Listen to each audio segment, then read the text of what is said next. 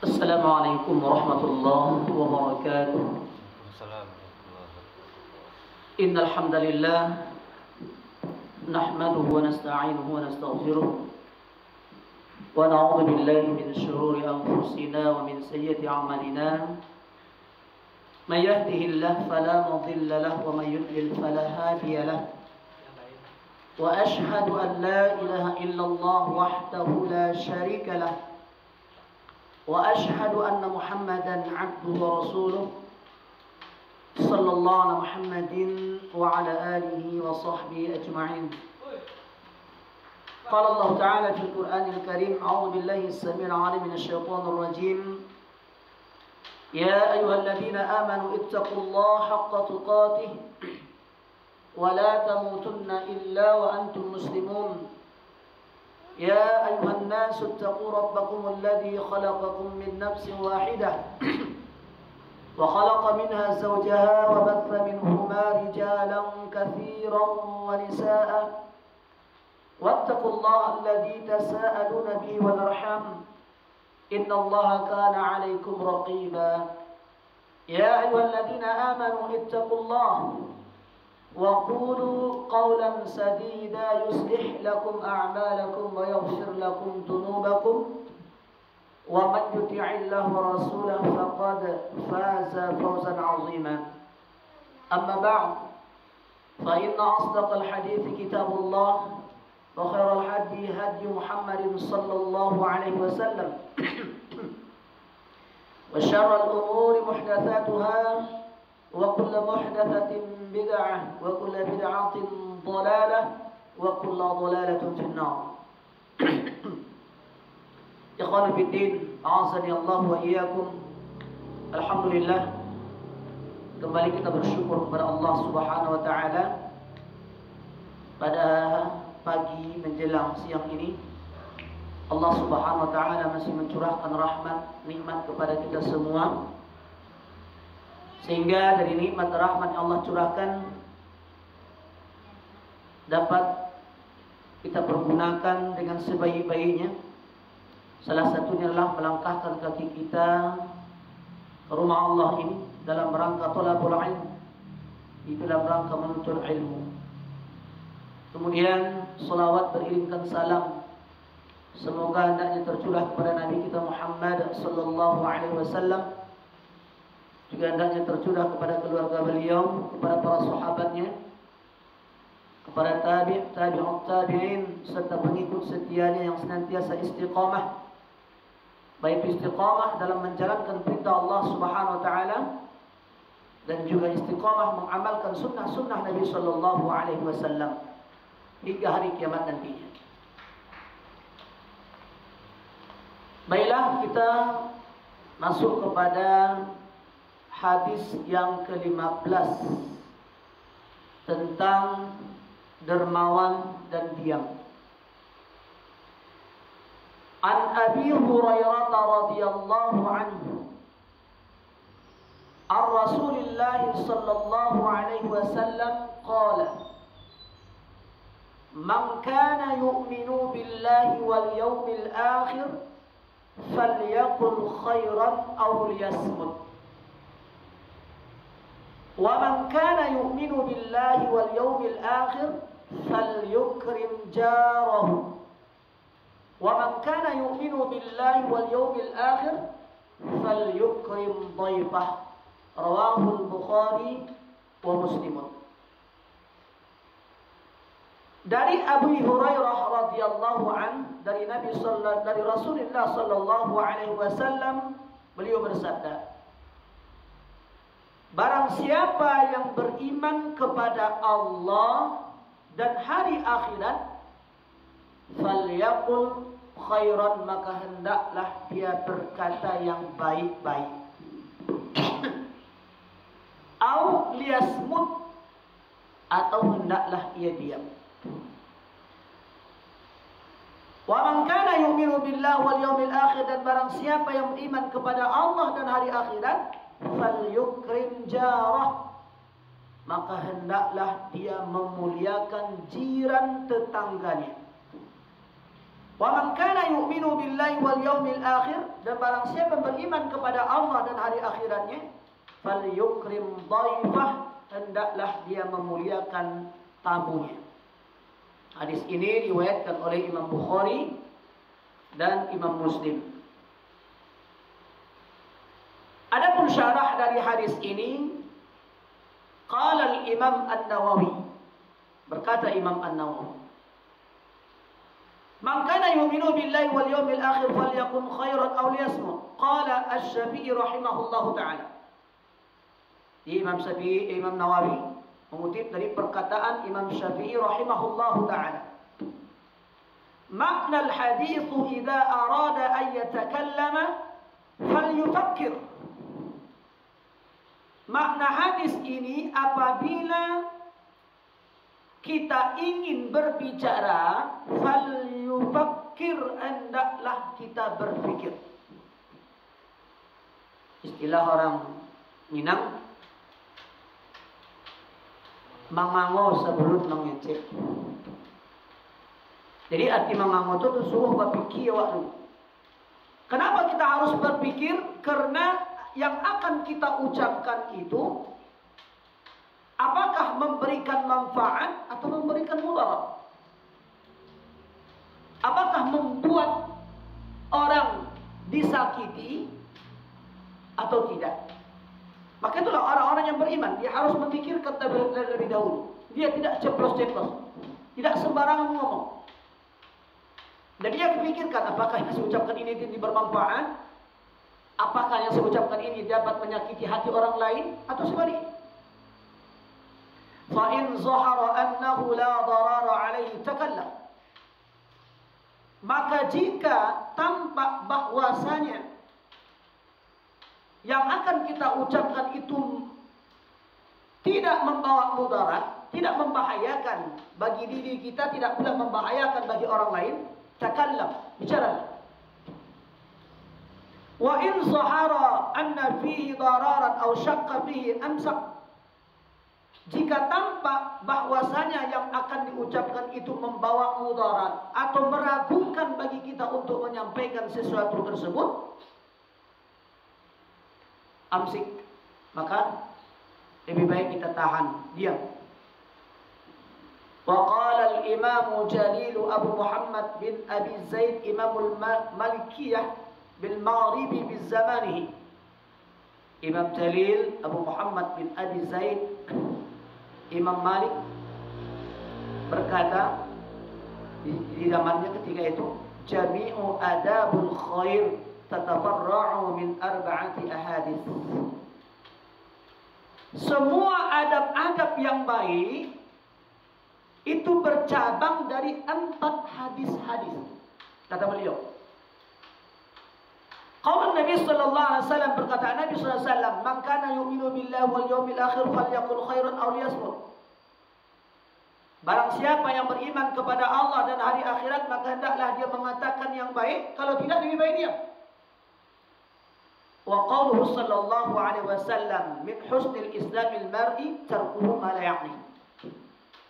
Di antara orang Islam yang baik itu, dia meninggalkan sesuatu yang tidak ada gunanya. Artinya apa? Ketika seorang berbicara, ada tak guna yang dia bicarakan tadi?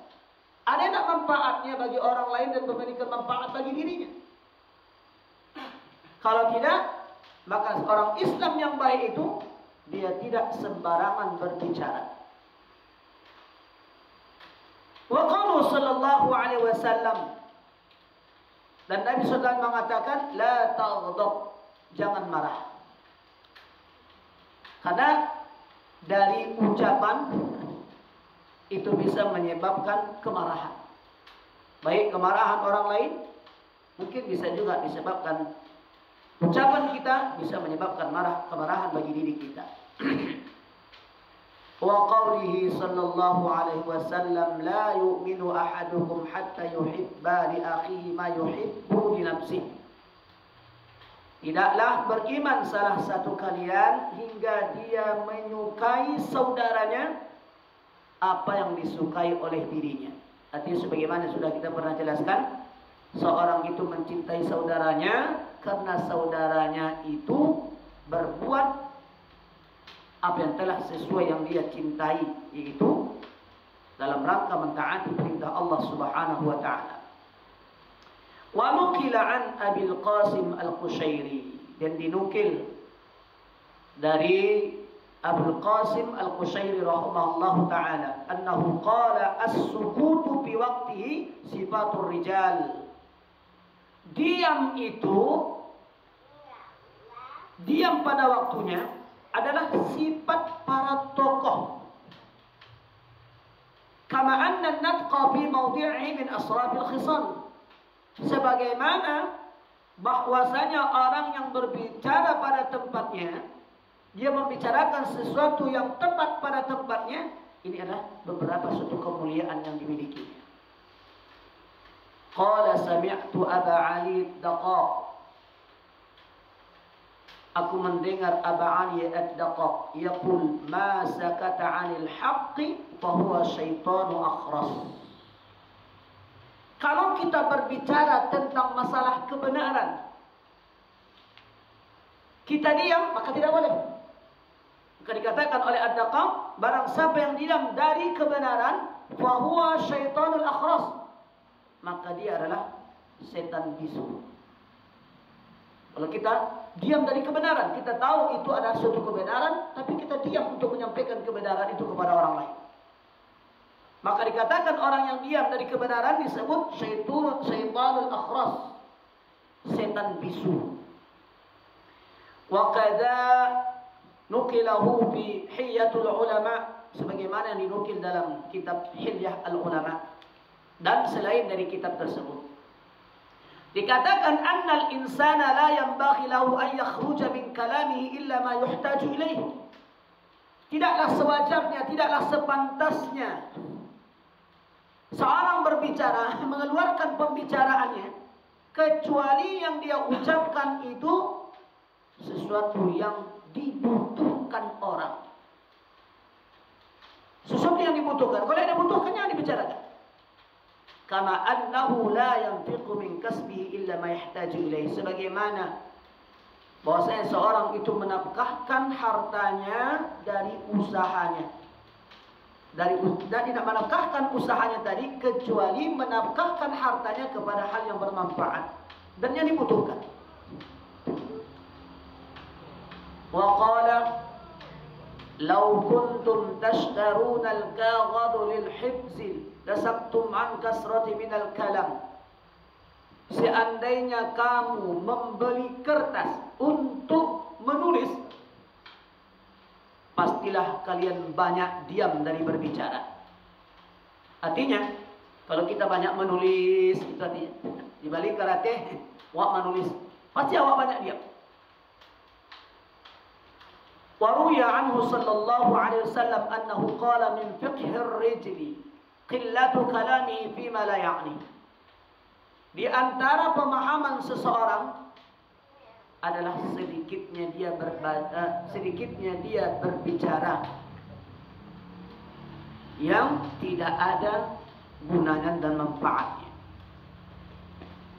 Ikhwanu fiddin, a'azzani Allah wa iyyakum. Kemudian ruya anhu sallallahu alaihi wasallam, juga diriwayatkan dari Nabi sallallahu alaihi wasallam, al-afiyatu fi asharati ajza. Keselamatan itu terletak pada 10 bahagian. Tis'atun minha fis sabti illa an dzikrillah azza wa jalla. Sedangkan yang 9-nya itu adalah diam kecuali dia zikir kepada Allah azza wa jalla. Wa yuqalu man sakata fasalima, dan juga dikatakan barang siapa yang diam maka dia selamat. Kaman qala fa ghanima, seperti orang yang berbicara dia akan mendapatkan sesuatu. Li ba'dihim, bagi sebagian mereka ada yang bertanya, lima lazimtas sukut, kenapa engkau senantiasa diam? Qala dijawab, li'anni lam andamu ala sukuti faqat. Sukuti qat. Sesungguhnya aku tidak menyesal kalau diam saja. Wa qad nadimtu 'ala al-kalami miraran, dan aku menyesal kalau terus-menerus banyak berbicara. Wa mimma qila, dan diantara juga dikatakan jarahal lisan ka jarahal yad. Lukanya lisan itu seperti lukanya tangan. Wa qila, ada juga yang mengatakan al-lisanu kalbun aqur. Lisan itu adalah anjing yang suka menggigit. In khulli anhu aqar. Jika dibiarkan, maka dia akan terus menggigit. Wa ruwiya an Ali radhiyallahu anhu, dan diriwayatkan dari Ali radhiyallahu anhu, yamutul fata min asratin min lisani. Seseorang mati karena tersandung lisannya.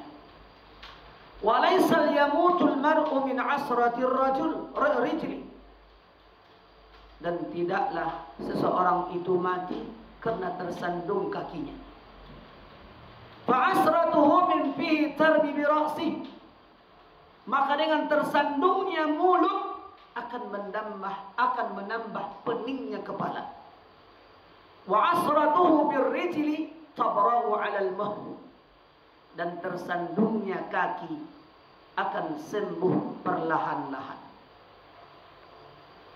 Qad aflaha as-sakitus sumut, sungguh beruntunglah orang yang banyak diam. Kalamuhu qad yu'addu qut, ucapannya dihitung sebagai makanan pokok. Ma kullu nutqin lahu jawabun, tidak semua yang kita ucapkan itu ada jawabannya. Jawabun ma yukrahu sukut, jawaban yang tidak disukai adalah diam. Wa ujaban li imri'in zulum, sungguh mengherankan orang-orang yang banyak berbuat zalim. Mustaiqinun annahu yamut, sementara ia meyakini bahwasanya ia akan mati. Ini syair dari Ali. Wallahu alam apa makna yang terkandung dalam kalimat tersebut. Dari hadis yang kita baca tadi, bahwasanya Rasulullah sallallahu alaihi wasallam menjelaskan tentang amalan-amalan keimanan. 3 hadis, maksud saya, dari hadis yang satu ini ada 3 pelajaran. Yang pertama tadi, man kana yu'minu billahi wal yawmil akhir falyakul khairan aw liyasmut. 1, wa man kana yu'minu billahi wal yawmil akhir falyukrim jarah. 2, wa man kana yu'minu billahi wal yawmil akhir falyukrim dhaifah. Dari hadis tersebut diawali dengan man kana yu'minu billahi wal yawmil akhir. Man kana yu'minu billahi wal yawmil akhir. Barang siapa yang beriman kepada Allah dan hari akhiratnya. Jadi Nabi kita sallallahu alaihi wasallam menjelaskan tentang amalan-amalan keimanan.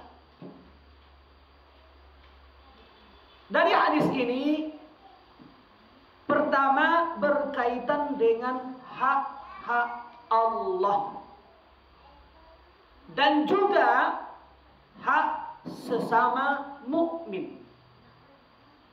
Apa itu?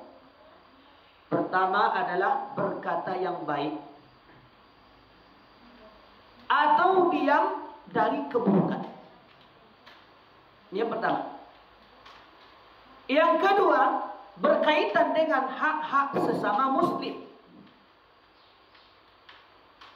Memuliakan tetangga dan juga memuliakan tamu.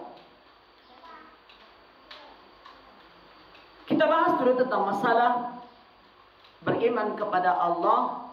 Orang beriman kepada Allah dan hari akhirat hendaklah mengatakan yang baik-baik. Sebagaimana hadis tadi, mengatakan man kana yu'minu billahi wal yaumil akhir falyakun khairan. Siapa yang beriman kepada Allah, beriman kepada hari akhirat, hendaklah dia yang berkata yang baik-baik. Nabi kita sallallahu alaihi wasallam mengaitkan dengan beriman kepada Allah dan hari akhirat karena hadis ini digandengkan dengan iman kepada Allah dan hari akhirat, menunjukkan pentingnya beriman dengan akhirat. Karena seseorang yang beriman kepada Allah dan hari akhirat, dia akan mudah beramal soleh, termotivasi dia untuk melakukan amal-amal soleh. Dan mudah pula dia meninggalkan perbuatan dosa dan perbuatan maksiat. Ketika dia beriman kepada Allah, ketika dia beriman kepada hari akhirat, dunia itu terasa ringan bagi dia. Dunia itu tidak ada nilainya bagi dia, karena dia tahu akhirat adalah segala-galanya. Makanya Nabi Shallallahu Alaihi Wasallam menggandengkan apa tadi, mengatakan yang baik-baik itu adalah orang-orang yang beriman kepada Allah dan hari akhiratnya. Berkata yang baik ini ada dua modelnya. Pertama, berkata yang baik secara zatnya. Secara zatnya. Apa itu? Berupa nasihat. Ya, ketika kita menyampaikan nasihat kepada orang lain, ya, apakah nasihat yang kita berikan itu, atau kita membaca Al-Quran, ini secara zat, atau kita berzikir kepada Allah Subhanahu Wa Taala, ini termasuk juga perkataan. Disebut dengan perkataan yang baik. Jadi ada secara zatnya, itu berupa nasihat, membaca Al-Quran, berzikir, atau membaca kitab-kitab para ulama. Model yang kedua, baik karena tujuannya. Jadi berkata baik, baiknya apa? Tujuannya. Asal perkataan itu mubah, tetapi tujuannya adalah baik. Contohnya apa? Contohnya kita bercerita dengan istri. Bercerita dengan istri itu perkataan-perkataan yang mubah, dalam rangka ingin menyenangkan hati istri, ingin menyenangkan perasaan istri, maka kita ngomong. Terserah apa yang kita ngomongkan. Apakah gombal? Boleh juga. Kita gombal sama istri. Kamu itu cantik, kamu ini segala macam. Masakanmu enak. Pokoknya apa saja cerita kita. Karena itu dapat menyenangkan hati istri, maka itu bisa menjadikan ibadah, bisa menjadikan amal. Juga bercerita dengan orang tua kita. Kadang kita mungkin jarang bercerita doang, duduk sama orang tua, adalah cerita tanah, cerita masakan, cerita terserahlah mungkin apa cerita-cerita kita dengan orang tua. Jadi dengan cerita-cerita dengan orang tua tadi membuat orang tua kita senang. Tujuan kita tadi untuk menyenangkan hati orang tua, maka itu perkataan yang boleh tadi menjadi ibadah dan dia baik, bisa memperoleh pahala di sisi Allah Subhanahu Wa Taala. Jadi ada yang pembicaraan itu mungkin modelnya tidak ada manfaatnya, tidak ada manfaatnya. Apalah cerita, Masa Eko, bagaimana Pak kabar si Anu? Awak cerita juga mak awak. Macam-macam dia cerita awak. Kok nampak di cerituan, segala macam cerituan. Mbak kabar apa tuh mak? Itu macam-macam yang kita ceritakan ke orang tua kita. Tapi sehingga orang tua kita membuat senang bercerita dengan kita, maka itu bisa menjadikan pahala. Sekalipun cerita kita itu tidak ada manfaatnya, mungkin entah kemana-mana larinya, tidak ada tujuan cerita. Atau bercerita dengan anak dalam rangka menyenangkan anak-anak kita. Ya namanya cerita sama anak itu ya ada senda guraunya dan lain sebagainya, tapi menyenangkan hati anak kita. Nah, jadi istilahnya baik karena tujuannya. Tujuan awak tadi berbicara dengan istri, dengan orang tua, dengan anak, itu dalam rangka adalah untuk menyenangkan mereka, maka bisa membuahkan pahala. Ini perkataan yang baik karena tujuannya. Kalau perkataan baik karena zatnya, Itulah ada nasihat, kita menyampaikan ceramah, berzikir, membaca Al-Quran, atau membaca kitab-kitab para ulama. Dengan niat yang baik dan menyenangkan orang, bahkan dusta pun kita. Dusta kepada istri, ya. Tapi dalam kau untuk menyenangkan perasaan istri. Dusta itu kan ada dalam hadis Nabi SAW, boleh kita berdusta karena 3 perkara. Salah satunya itulah berdusta dalam rangka untuk menyenangkan perasaan orang lain. Berdusta dalam rangka untuk mendamaikan orang lain. Nah, itu dusta diperbolehkan. Jadi niatnya tadi adalah tujuan. Jadi pembicaraan yang kita ucapkan itu dusta, tapi tujuannya adalah baik. Kemudian yang kedua, diam dari keburukan. Keburukan secara zatnya merupakan perkataan yang buruk. Makian, cacian, namimah. Ya. Apakah itu merendahkan orang lain, berghibah, bergunjing, atau lain sebagainya. Dari perkataan-perkataan yang kita ucapkan yang tidak memberikan manfaat sedikit pun, tidak memberikan manfaat kepada diri kita, juga tidak pula memberikan manfaat kepada orang lain. Bahkan disebabkan perkataan kita tersebut bisa membuahkan dosa bagi diri kita, bisa membahayakan bagi diri kita.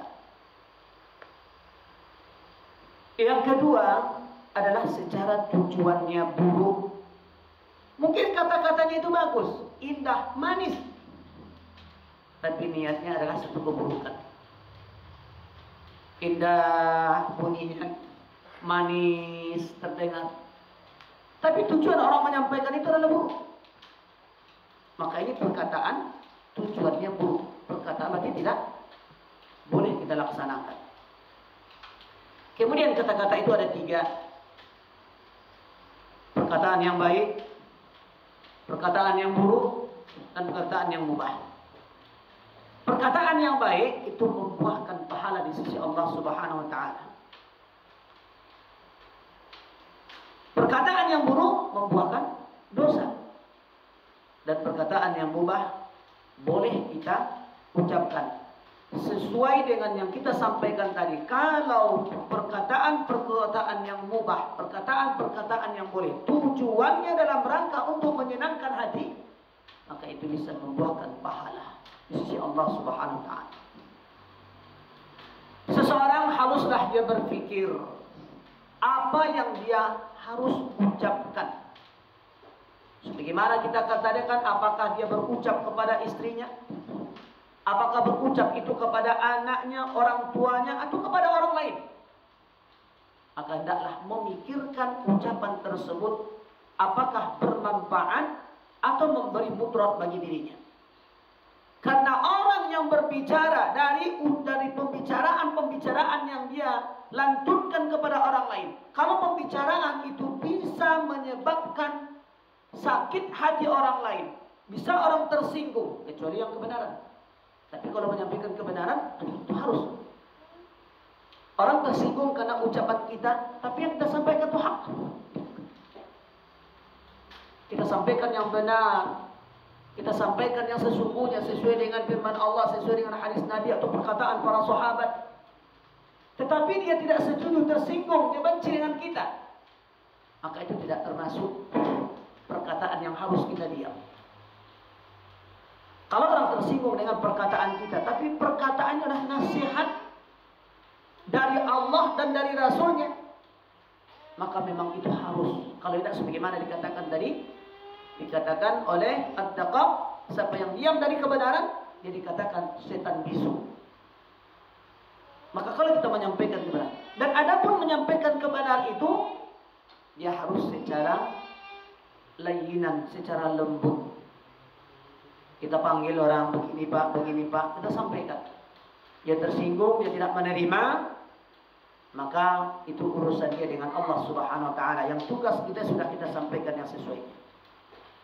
Karena kita khawatir, ikhwanul fiddin azani Allah wa iyyakum, perkataan-perkataan yang kita ucapkan itu nanti akan diminta pertanggungjawaban di hadapan Allah Subhanahu wa taala pada hari kiamat nantinya. Kalau ucapan yang kita ucapkan itu tidak memiliki manfaat, bahkan memberikan mudarat kepada orang lain, ini juga bisa membahayakan kepada kita.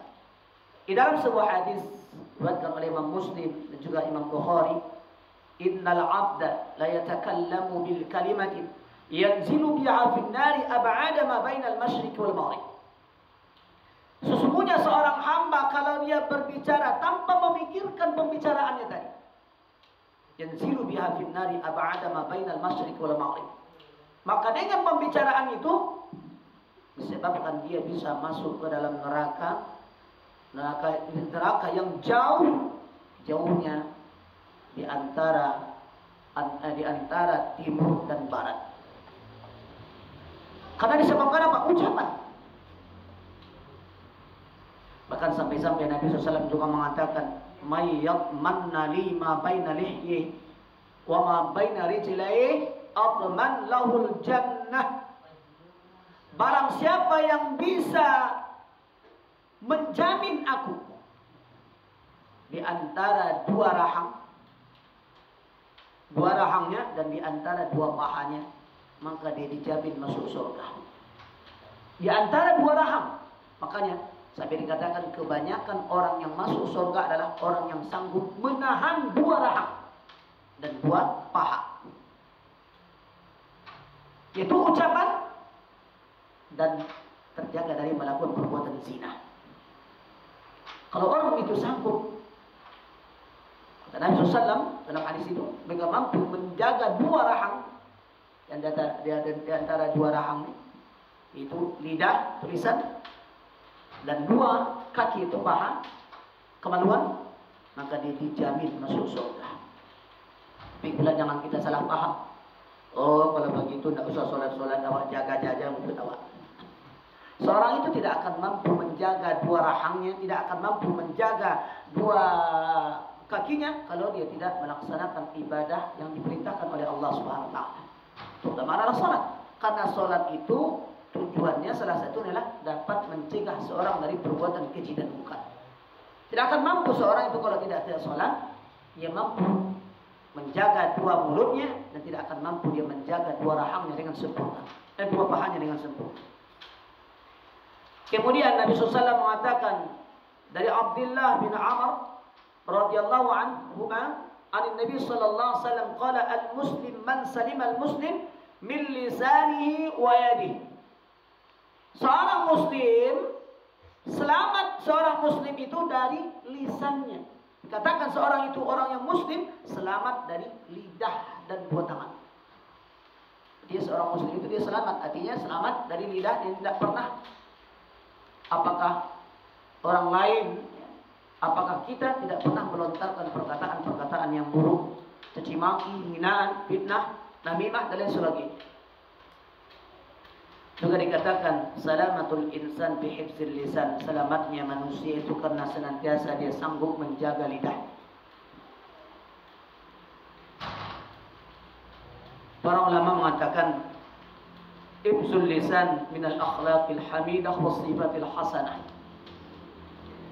Menjaga lidah adalah di antara akhlak yang terpuji dan sifat-sifat orang yang baik.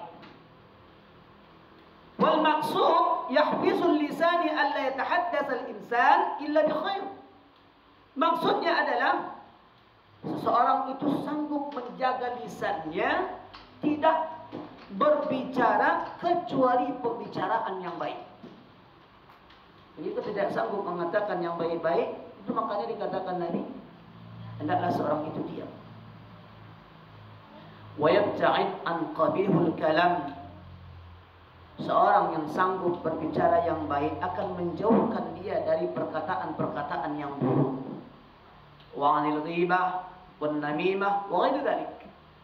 Terjaga dari ucapan-ucapan ghibah, gunjing, wan namimah, adu domba, dan perkataan-perkataan selain dari itu. Karena apa? Al-insanu mas'ulun an kulli labsin yakhruju min famih.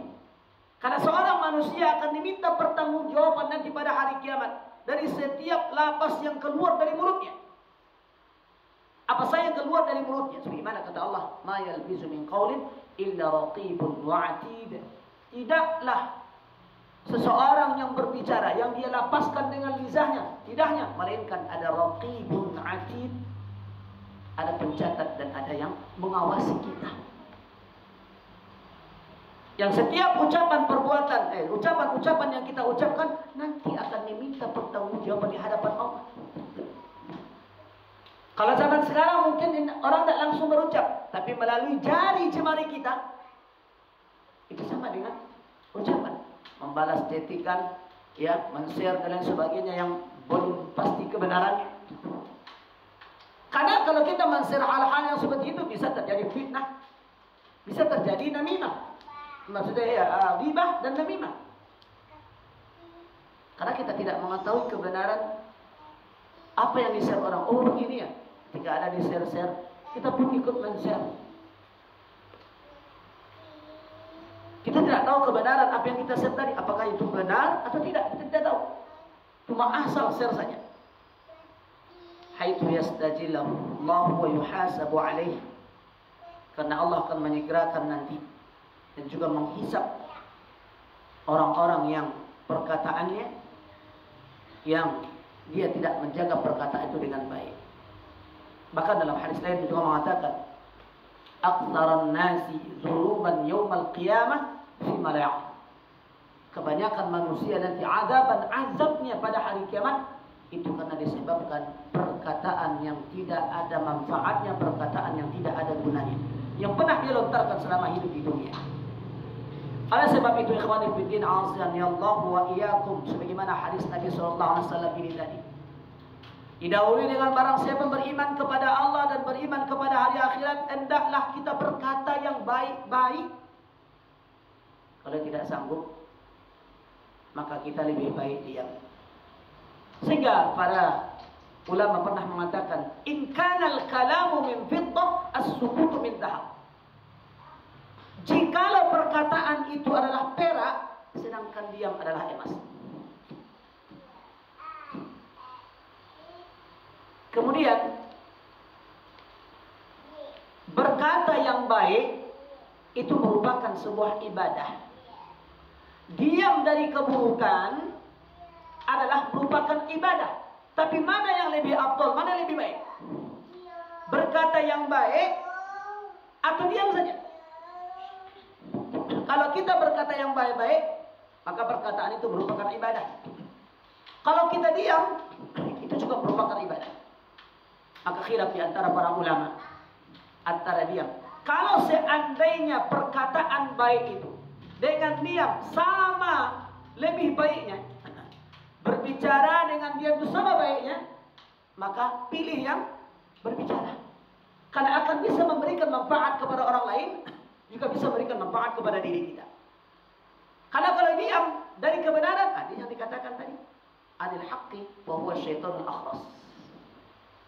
Barang siapa yang diam dari kebenaran, maka dia adalah setan akhras. Dikhawatirkan. Jadi kalau diamnya kita itu bisa menyebabkan orang bisa melakukan hal-hal yang buruk, maka diam itu juga tidak baik. Sampai-sampai antara diam dengan berbicara yang baik masih ada juga khilaf para ulama. Luar biasa. Gimana yang lebih baik? Berbicara yang baik atau diam saja? Kedua-duanya ibadah. Diam saja ibadah, berbicara yang baik ibadah. Jadi kalau yang berbicara yang baik itu banyak memberikan manfaat, seperti kita berceramah, berdakwah, memberikan nasihat kepada orang lain, itu yang lebih bermanfaat daripada diam. Maka pilih yang berbicara, tapi pembicaraan yang baik yang memberikan manfaat kepada orang lain. Selain itu bermanfaat kepada orang lain, menjadikan suatu pelajaran kepada orang lain, bermanfaat pula bagi diri kita. Manfaatnya apa? Pahala. Pahala yang diberikan oleh Allah Subhanahu wa taala kepada kita. Kana Umar bin Khattab, Ibn Umar mengatakan, al-kalamu fitnah. Perkataan itu adalah fitnah. Sebagaimana di kalangan para salaf mengatakan, kalau kamu menakjubkanmu diammu berbicara, Kalaulah kamu kagum dengan diammu dengan berbicara. Jadi kalau kita kagum dengan diam kita, maka kita suruh berbicara. Kalau kagum pula dengan bicara kita, juga lebih baik ya. Ketika kita menyampaikan nasihat, ketika kita menyampaikan ceramah, ya kagum. Mana ya ceramah saya teman-teman? Apalagi ada orang, Pak mantap ceramah tadi Pak ya. Itu bisa juga merusak hati kita. Pak mantap Pak penyampaiannya Pak. Atau kita tanya, gimana ceramah saya tadi? Mantap tak? Mantap Pak, wah. Jadi setan itu dia akan cari celah bagaimana untuk merusak kebaikan yang kita lakukan. Itu juga bahaya. Sampai dikatakan oleh para salaf, kalau seandainya mengagumkan pembicaraan kita itu lebih diam. Kalau diam kita itu lebih mengagumkan, bagus bicara. Saya kan bagus diam lagi. Daripada banyak bicara, karena hadis mengatakan lagi lebih diam. Jadi kagum dengan diamnya lebih baik berbicara, kagum dengan pembicaraannya lebih baik diam. Sehingga mungkin menjadi pilihan bagi kita. Mana ya? Tengok mudarat dan manfaat. Kalau kita berbicara itu memberikan manfaat, sehingga tidak merusak ibadah kita, tidak membuat kita kagum dengan apa yang telah kita katakan tadi, maka alangkah lebih baiknya kita berbicara yang baik-baik dan menyampaikan yang baik-baik kepada orang lain. Kalau diam kita itu mungkin bisa membawa mudarat, sehingga nampak orang melakukan perbuatan dosa dan maksiat, kita diami saja. Karena kita mengamalkan, lebih baik saya diam. Itu juga merupakan ibadah. Tapi kembali, man sakata 'anil haqq fa huwa syaitan akhraj. Barang siapa yang diam dari kebenaran, maka dia adalah setan bisu. Sehingga dikatakan dalam Al-Quran, summun bukmun umyun fahum la ya'qilun. Dikatakan orang itu tuli, bisu. Tuli apa?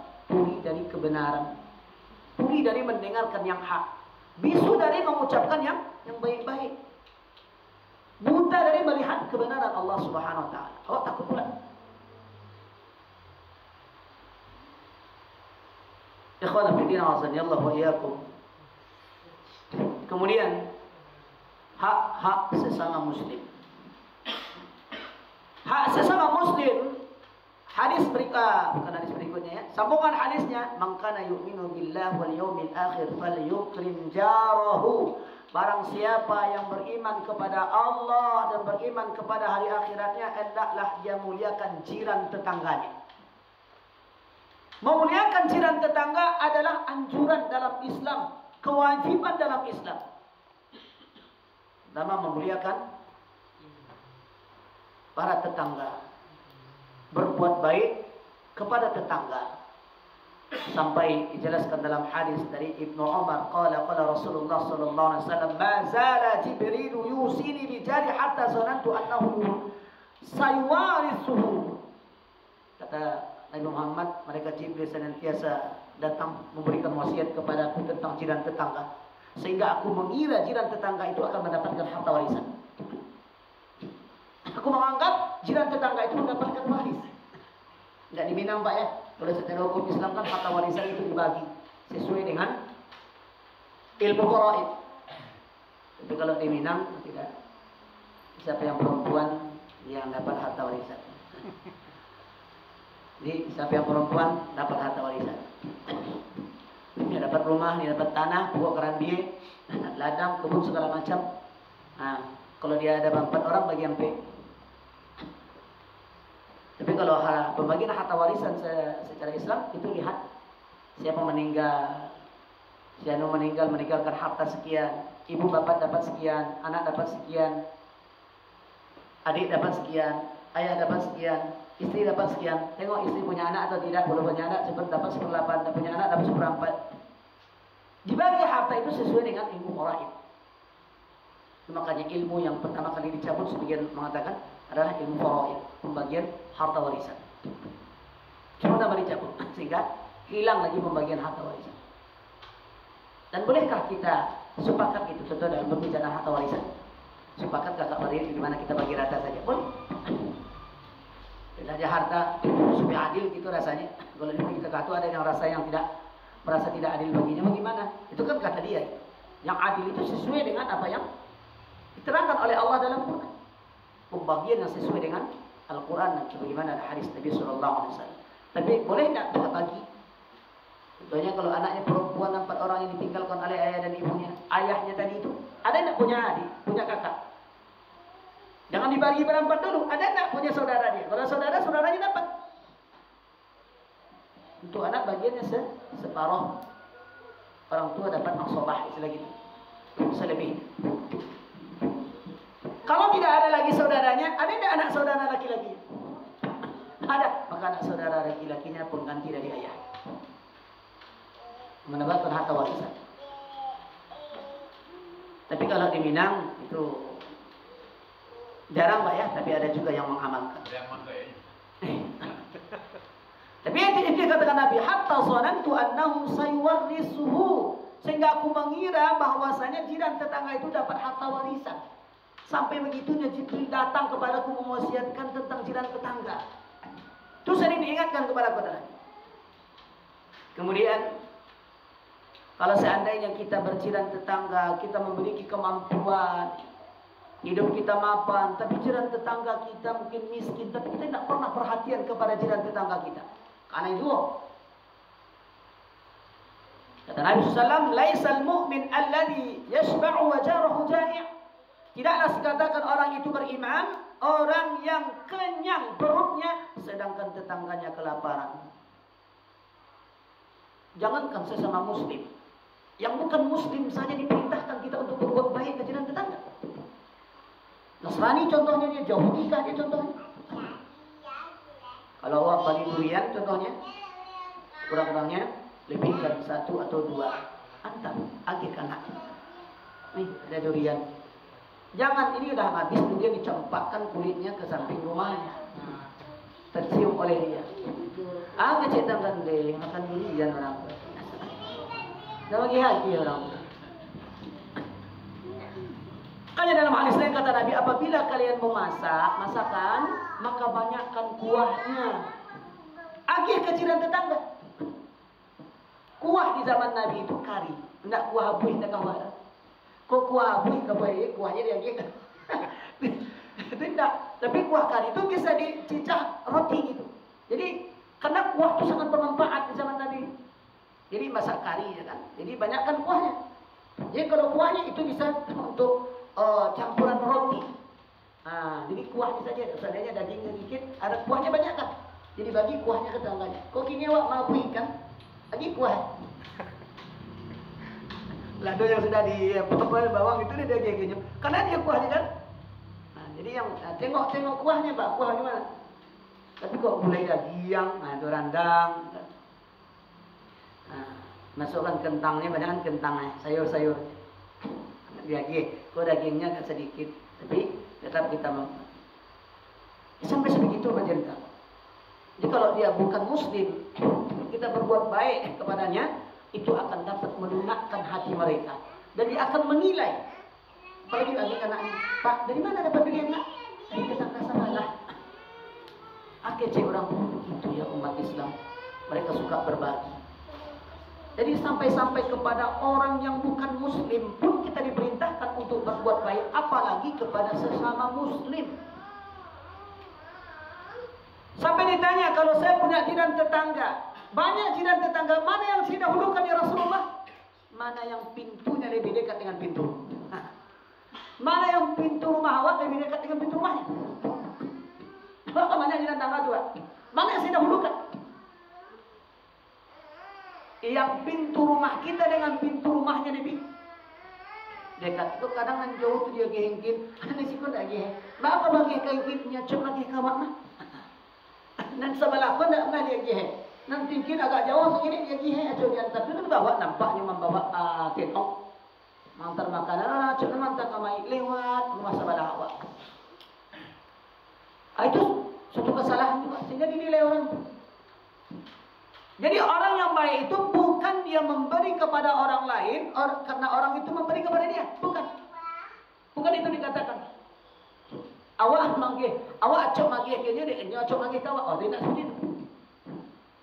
Bako acok manggil kenya, ikannya acok manggil kawak. Ini itu jawabannya, Pak. Jadi kalau jawabannya benar, Bapak kenapa sering memberi dia? Allah dan Rasul yang memerintahkan. Kenapa berbuat baik kepada orang-orang yang bukan muslim sedang tetangga sedangkan kita tidak seagama? Allah dan Rasul yang memerintahkan. Rasulullah itu punya toleransi yang sangat luar biasa, Bapak Ibu. Memiliki akhlak yang sangat mulia, toleransi yang sangat mulia. Sehingga kepada orang-orang yang bukan muslim, Nabi juga sering berbuat baik. Sehingga apa? Orang-orang Yahudi, orang-orang yang bukan Islam, dengan akhlak Nabi SAW itu bisa menggugah hati mereka sehingga mereka juga mau masuk Islam. Berapa banyak orang-orang yang suka menyakiti hati Nabi, yang mencaci maki Nabi, yang menghina Nabi, tapi karena disebabkan akhlak Nabi SAW, maka mereka masuk Islam. Satu kisah, ada bernama Suraqah. Mendengar pengumuman barang siapa yang bisa mendapatkan Rasulullah SAW hidup atau mati, akan diberi 100 ekor onta. Itu 100 ekor onta itu berapa itu, Pak? Banyak. Harga onta itu berapa? Sekarangnya berapa harganya itu? Maka terdengar oleh Suraqah tadi. Maka dia kejar. Ketemu dengan Nabi. Paparan, dia kejar Nabi. Dia henus pedangnya akan memancung leher Nabi. Kudanya terpeleset, jatuh depan Nabi. Nabi ambil pedang, Nabi berikan kepada Suraqah. Apa kata Nabi? Hati-hati Suraqah kalau naik kuda. Tahukah Nabi Suraqah akan membunuh Nabi? Tahu. Dari mana? Dari malaikat. Dan dibisikkan, Muhammad, hati-hati, ada Suraqah. Tapi begitu akhlak Rasulullah SAW. Kepada yang bukan muslim pun Nabi SAW memiliki akhlak. Apalagi kepada jiran-jiran tetangga kita. Ini yang harus kita sering tanamkan kepada diri kita. Karena banyak di antara manusia mungkin yang mereka tidak pernah baca hadis atau tidak pernah belajar atau bagaimana kita tidak tahu. Bahkan berjiran tetangga itu yang banyak bercakap. Sehingga di kandang antara dia sama orang tersebut. Dia di kandang apa? Malih mencari muka wajah itu. Ada di kandang dengan seng, ada di kandang dengan triplek. Bahkan atau di kandang dengan batu berapa? Dek bajakan. Patang kolai luasnya rumah. Teras rumah awaknya, teras ini lain napang bisa mengecek. Kanalah bajakan dia ke kandang lain. Karena malainya mencari itu bantu make-upnya sebelah buku itu mungkin mencari sebelah. Berapa banyak orang berjiran tetangga bajakan? Apakah mereka dikatakan beriman? Sampai kata Allah, la yu'min, kata Nabi, tidak beriman, kata Nabi. Kalau seorang itu tidak memuliakan jiran tetangganya. Kalau seandainya, ikhwan fillah azanillahu, kalau kita memiliki tetangga yang buruk, yang jahat, kita sudah sering berbuat baik kepada mereka, ya. Bermacam-macam cara kita sudah berbuat baik, tapi ternyata kita juga tidak berhasil. Maka ada doa yang diajarkan Nabi SAW kepada kita. Dapat doanya Pak Bu? Apa doanya? Kalau Wak punya jiran tetangga tapi jahat tapi ya walaupun eloknya jahat terus kawan. Doanya Allahumma inni a'udzubika min jaris su'. Ya Allah, aku berlindung kepadamu dari jiran tetangga yang jahat. Allahumma inni a'udzubika min jaris su'. Itu yang kita baca. Awalnya buat baik. Kadang mereka itu jahat mungkin kepada kita karena mungkin nampak tampilan beda. Ada seperti itu karena tampilan. Maka dengan itu kita tunjukkan akhlak kita. Kadang kan ada orang baru ngaji, akhlaknya sudah tak beres. Ya baru ngaji, baru pandai, baru pakai jilbab dalam. Seolah orang dipandang salah saja gitu. Kita tidak punya akhlak seperti itu. Kita tunjukkan akhlak yang baik kita. Seharusnya sudah ngaji, itu semakin ramah tamah kita. Ditunjukkan keramah tamahan, ditunjukkan kebaikan kita. Dan kita sudah membaca hadis-hadis Nabi SAW. Kemudian jiran tetangga itu tidak boleh kita ganggu. Apapun itu, awak berjiran tetangga jangan membuat ribut di rumah. Kadang ada jiran tetangga awak Pak mungkin yang dia Islam, tapi Islamnya ya KTP lah kira-kira. Sholat lain. Kadang yang putar musik tuh korek-kareh di rumah. Kan kok di berang ake cek, kok kareh-kareh rumah den. Jadi putar musik tuh kue-kue, pakak orang dalam rumah itu kan itu kan. Sehingga kok di rumah sebelah itu terganggu. Itu banyak kalau kita lihat di kalangan masyarakat tadi. Nyeputar bahkan ya karaokean di rumah. Yang nyanyi di rumah tuh tidak pikirkan bagaimana terganggu nak jiran tetangga saya. Itu banyak di kalangan masyarakat yang kita saksikan. Pagi hari bukannya ngaji dia putar, tapi dangdutan dia putar. Hari Jumat putar dangdut, pagi-pagi hari putar. Baru selesai sholat subuh, lala nyanyi lagu yang diputar. Itu enggak, bukan lembek suaranya, tapi akan keras dengan suara yang keras. Dia putar musik juga. Tujuannya apa? Tujuannya supaya orang jatuh. Jadi kadang yang bahaya. Jadi bang itu termasuk mengganggu jiran kita. Bahkan kalau kita satu dinding, kalau di perumahan kira-kira Pak, ini nak mungkin melakukan sesuatu ke dinding awak tu, baik kasabalah permisi dulu. Pak, Bu, permisi, bukan merokok. Silakan. Ya supaya apa? Supaya supaya tidak ada lukuk malam kok. Supaya tidak ada perkataan atau anggapan buruk bagi orang jiran tetangga. Sampai permisi awak dulu Pak. Kan rumah awak sama Pak. Kan bahasa itu rumah ada. Kan itu. Tapi harus mengecek awak ke sebelah dulu. Pak, atau permisi, ambo ke mana kok dari biang kau aja, mama kuat apa? Ada mungkin sesuatu di Pakuan. Ada tong. Wah, saya bimbingkan orang perumahan itu kan kadang rapat rumah. Perkotaan kira-kira Pak. Itu kan hanya ini. Jadi jangan membuat bising gitulah. Kalau awak berjiran tetangga, jangan sempat itu mengganggu jiran tetangga. Di dalam sebuah hadis, sami'tu Abu Hurairah yaqul qila lin Nabi sallallahu alaihi wasallam, ya Rasulullah, inna fulanatan taqumul layli tasumul nahar wa taf'al wa tasaddaqu tu'di jiranaha bilisaniha. Faqala Rasulullah sallallahu la khaira fiha, hiya min ahli an-nar.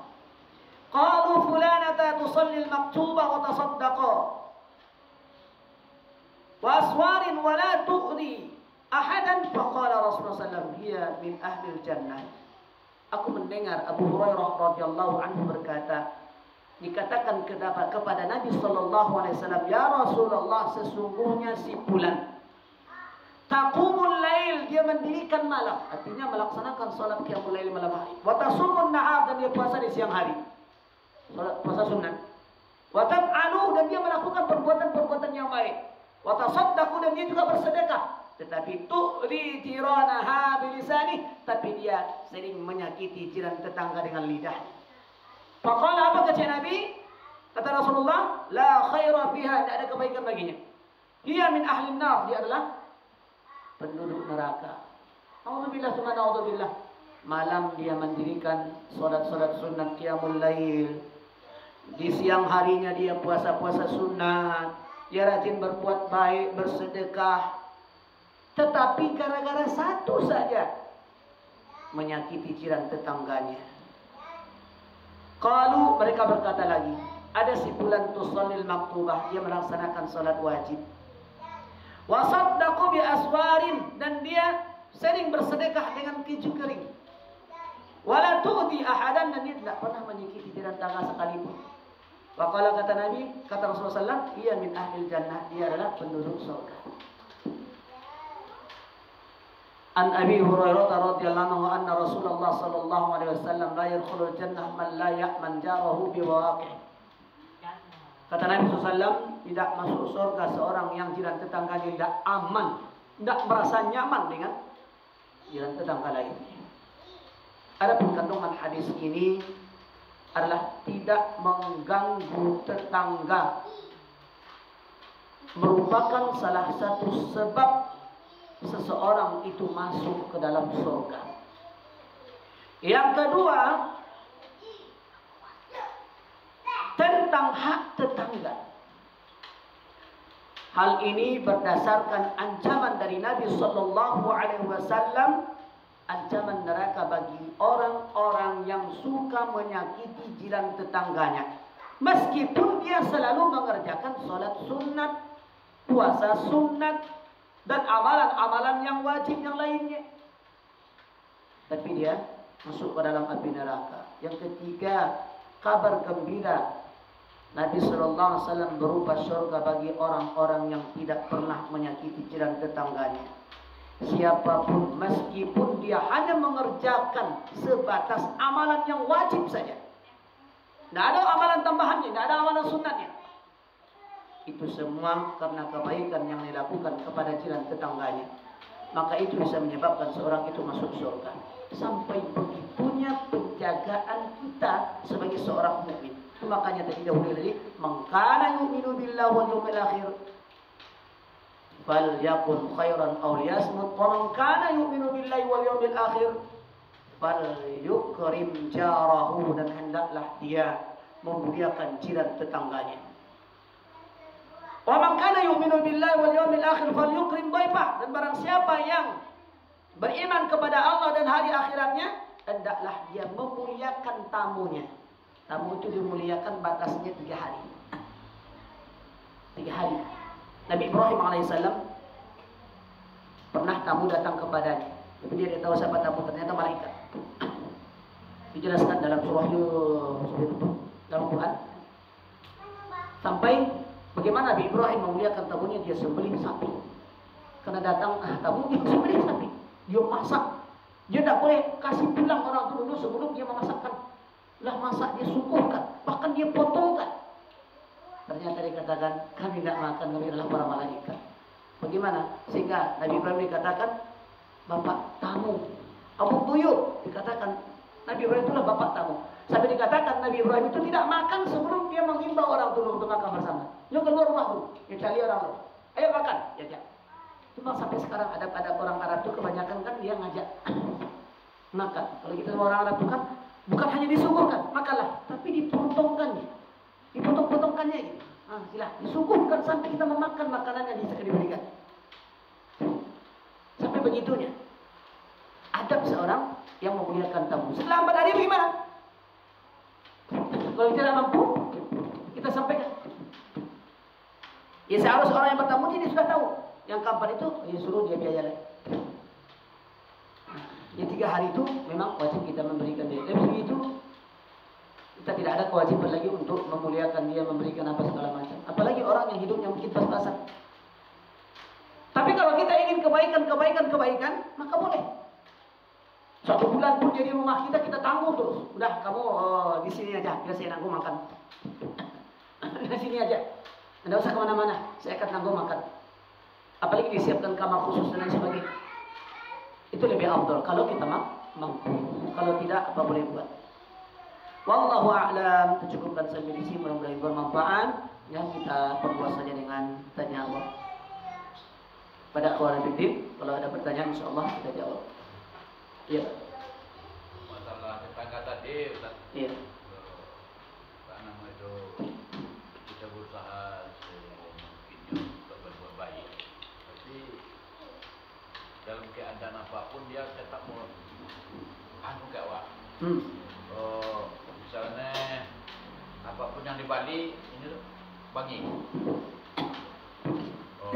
Dia lain jam bala kunjung malam tetapnya sharing bunyi musik di rumah atau ngangak-ngangak atau menelpon kuat-kuat supaya terang hari awak.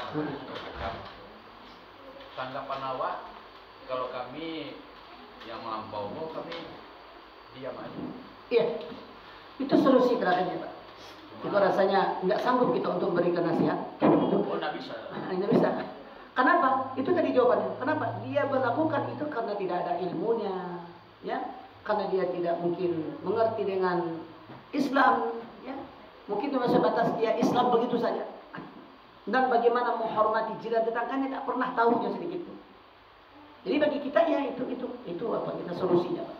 Bagus dia. Jadi katanya orang di rantau dulu, banyak kakaknya di rantau tuh yang dia rantau pindah ke kampung, dari kampung itu tentu awak yang bertekad apa semampu awak tuh yang ada di batunya. Iya. Satu kampung macam bawa pulang di rumah tempat awak tidur bapak mau tenang ayam rumah itu. Aduh, satu kata lainnya tak pernah menumpang, tak pernah dilihat.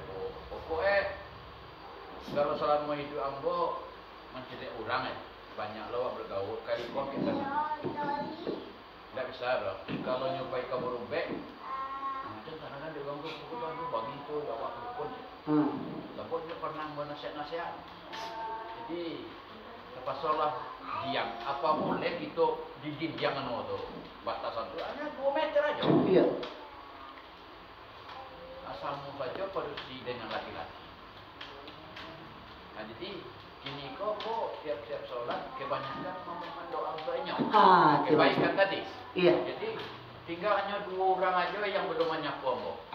Lakinya cik, anak kadangnya cik salah be, cucu-cucunya, anak inyo sekali evolusi itu udah Jadi baik. solusi tadi Pak, pertama diam, yang kedua adalah mendoakan.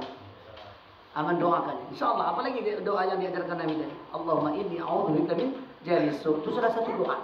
Berhindar dari itu, mudah-mudahan Allah Subhanahu wa taala memberikan kesadaran bagi diri.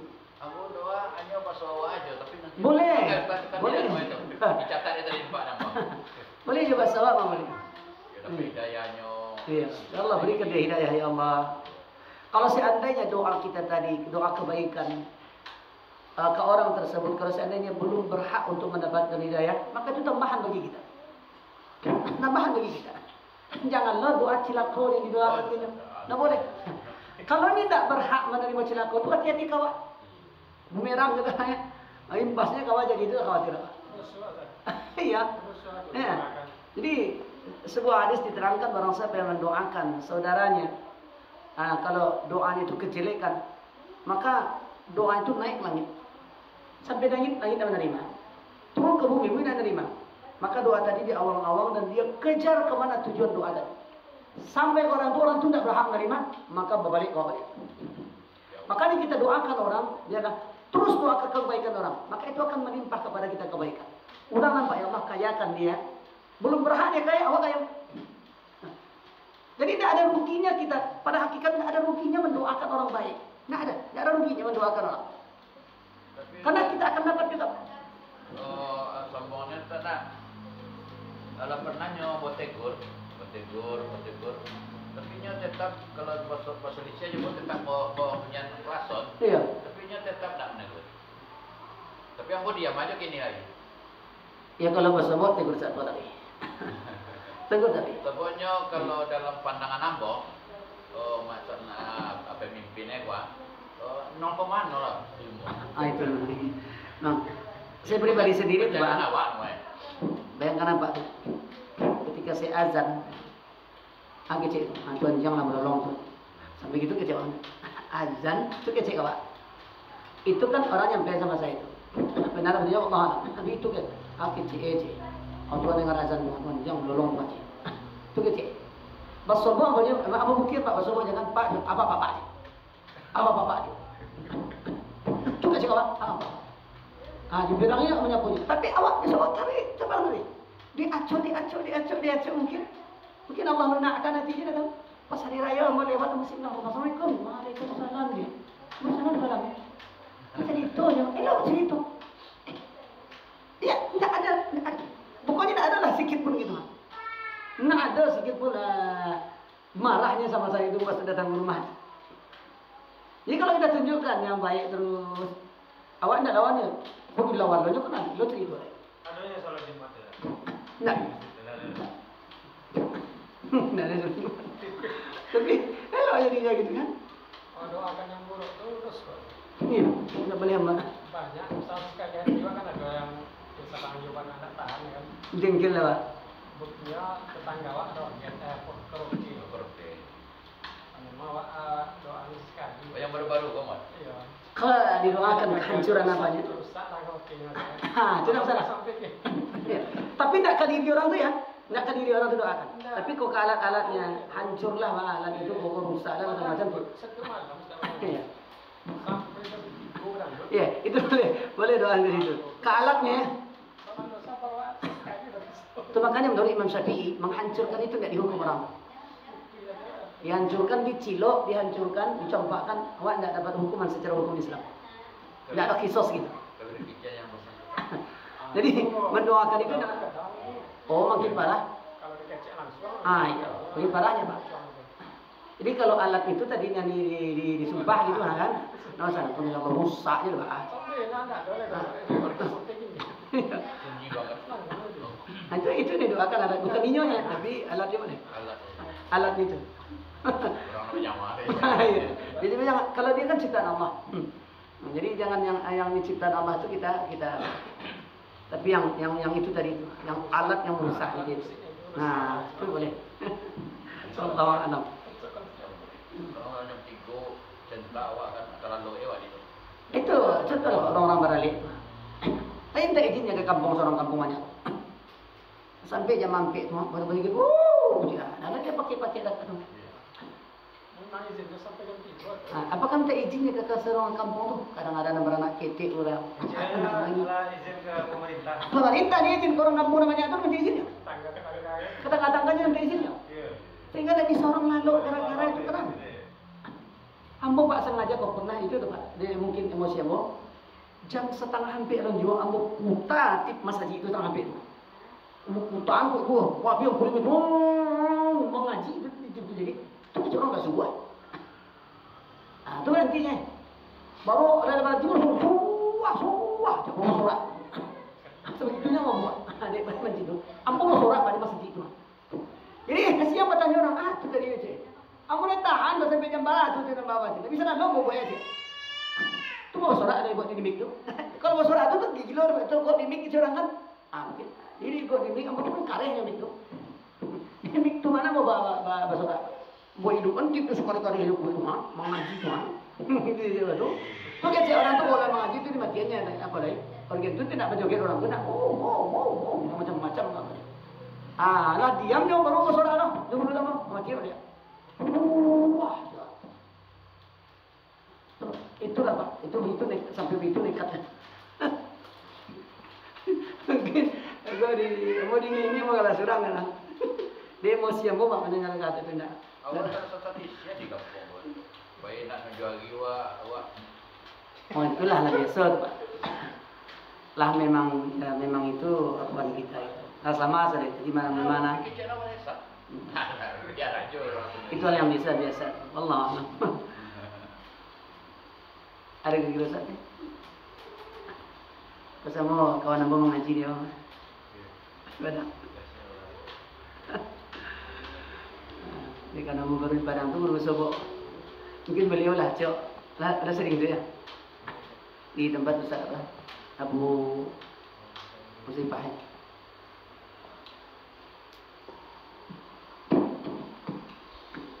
Jadi kalau dapat kita sering kurang ilmu kok kurang, masa kurang.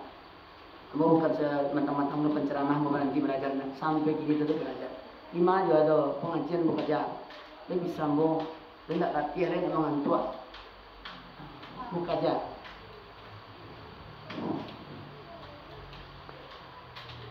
Cuma itulah pesan sama kawan-kawan kita gitu kan. Mereka tuh kalau tidak dari Jakarta, Ustaz itu tidak ketemu. Kalau mereka dari Jakarta sejauh apa pun juga dia. Kapadang juga dia kadang. Jadi kajian itu tidak bukan harus ustaznya dapat dari Madinah, tidak harus dari kajian. Lain. Qala Allah wa qala Rasul. Itu. Qala Allah wa qala Rasul. Karena kau dapat awak kau tiap hari dapat nasihat Pak. Kau dapat tiap hari. Karena awak kau senantiasa berbolak-balik. Bukan dikatakan, oh Ustaz itu elok loh. Tidak bisa kita katakan, tidak bisa menjamin Ustaz itu elok. Apalagi mungkin yang kita biasa-biasanya, seharusnya kita terus belajar. Dalam ilmu kita sifat tawadu. Dalam berilmu itu harus tawadu. Teman-teman, oh saya kan udah pandai, apa lagi belajar kan gitu. Tidak harus seperti itu. Namun sebagaimana biasa-biasa, tidak ada menunjukkan Ustaz Abu. Mau belajar imam, mau belajar itu seperti biasa. Bagaimana orang-orang biasa?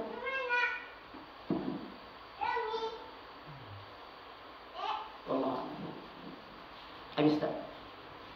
Ada pertanyaan tak? InsyaAllah kita masuk nanti kepada bab yang hadis yang ke-16 insyaAllah. Kadang ada halangan pas dia baca. Kemarin tu pas kakak lo tiba kan anak saudara. Antara bulan pas hari Ahad tengah.